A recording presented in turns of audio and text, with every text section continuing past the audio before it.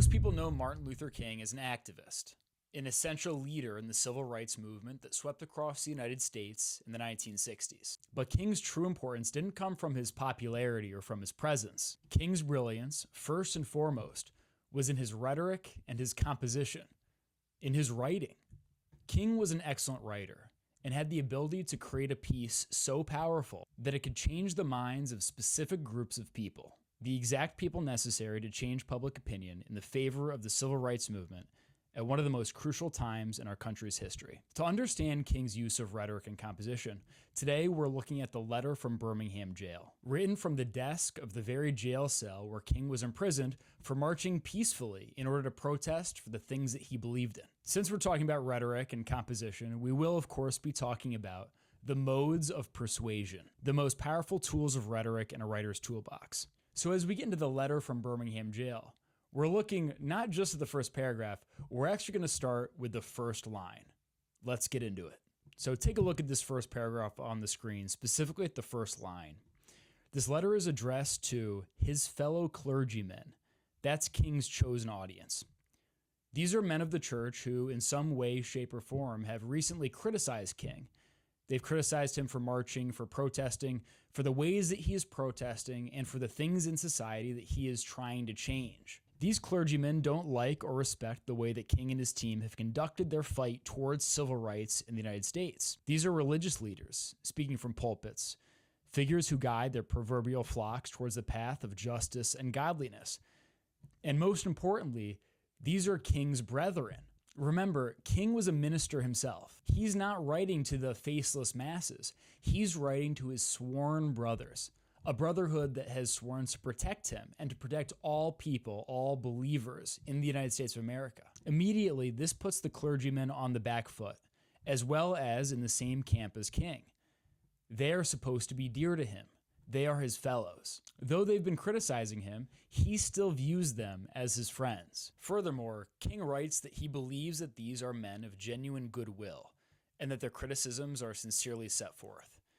This disarms defensiveness, establishes common ground, and, well, it's an extremely effective tactic when arguing with those who are more powerful than you.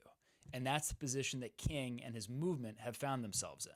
They need allies, and they need allies who are willing to fight with them. So this opening line provides an essential frame for the rest of his letter. So we're continuing into this paragraph. King's physical situation is a reminder not just of the metaphorical situation that all of the Black South found themselves in, but of the actual physical danger facing minority American groups, specifically Black Americans, at the time that King was imprisoned.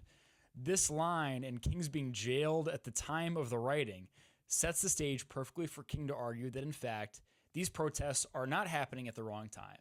They're happening at exactly the right time. In fact, it's the only time that they could happen and actually be successful in the history of the country. There's a little bit of self-depreciation in here too. King recognizes that he, like any man, makes mistakes and has conducted actions that are worthy of being criticized. Now, it doesn't matter what nameless actions he's acknowledging. What matters here, rhetorically, is that he chooses to take himself off the pedestal, off the moral high horse, before diving into his argument. He is a man of God, flawed like all other people, speaking to his admired and respected brothers who now want to listen to what he has to say.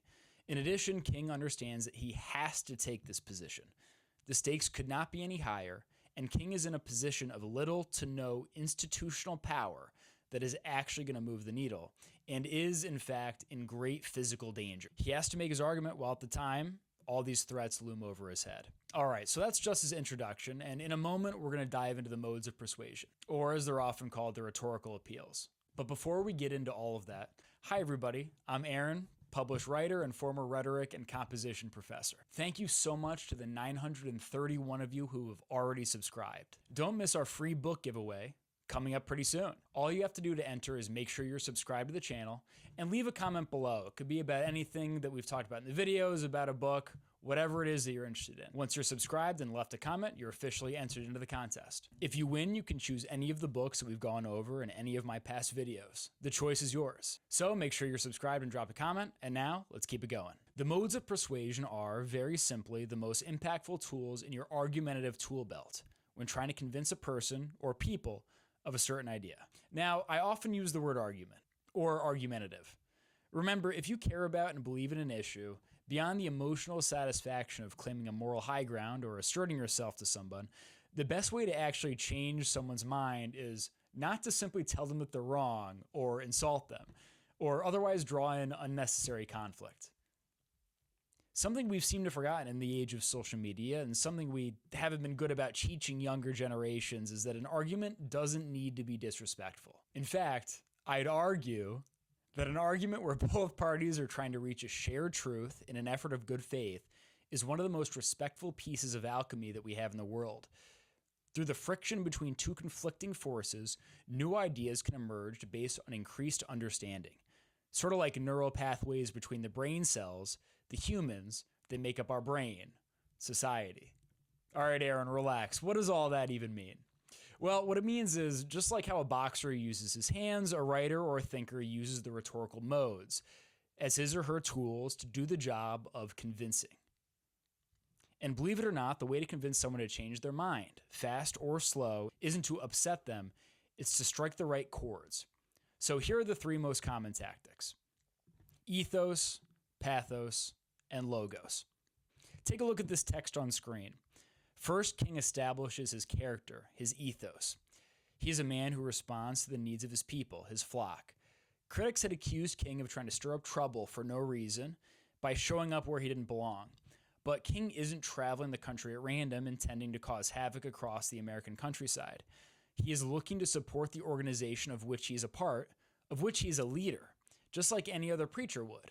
He's fulfilling his own promise to his people. And quick aside here, as you're looking at this text on screen, remember King is writing all of this from a jail cell, imprisoned for peaceful protest. He's literally behind bars for doing what the clergy told him to do peacefully. And still, his tone is measured, reasonable, and patient.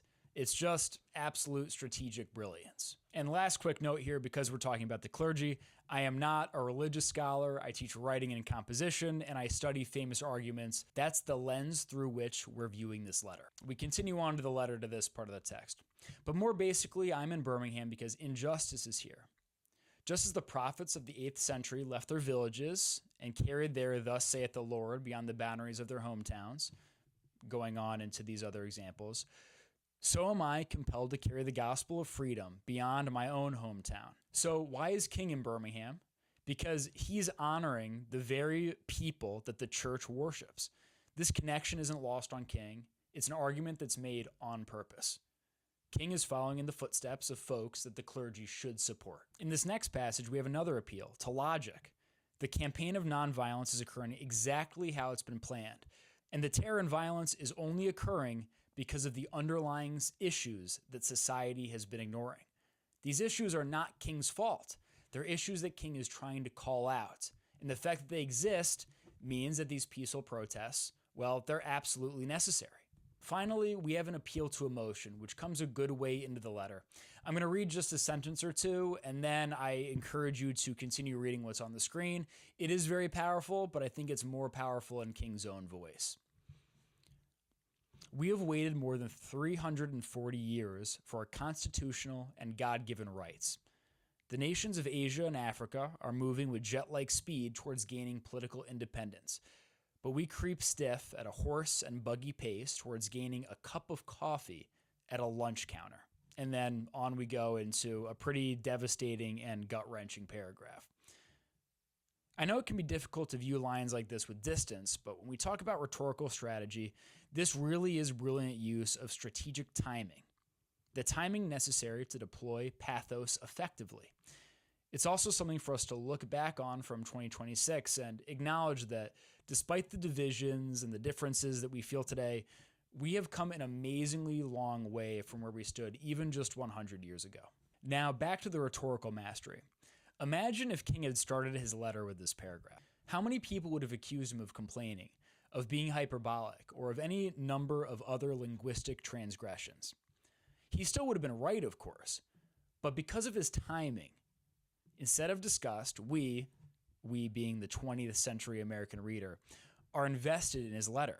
We're invested in the logic of his undertakings, in the character of his personage, So when that first real emotional blow is dealt, we are caught right in the gut.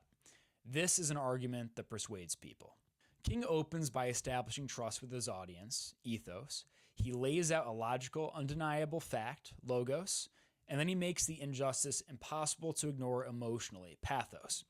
In one letter, written from a jail cell, he deployed every tool of rhetoric with surgical precision. This is why, for the rhetoric and composition folks among us, those who love great arguments and writing, King holds a special place on a special pedestal, aside, of course, from all of the good that he was able to accomplish for civil rights in his lifetime. King knew how to make the right targeted people stop, listen, and eventually change their minds. King has a number of speeches and great essays, but this is always going to be my favorite one. Timely and brilliant, I've taught this letter in every writing and composition class that I've ever taught. The end of the letter is absolutely amazing as well, and I highly recommend that you read the whole thing. I've included a link to the letter in the description below. If you want more videos about great writers, great ideas, and great literature, make sure you're subscribed to the channel, and of course, subscribe and leave a comment in order to enter into the free book giveaway. Can't wait to give away some great books. Thanks so much for being here. Make sure you get enough sleep and drink enough water, and I'll see you next week.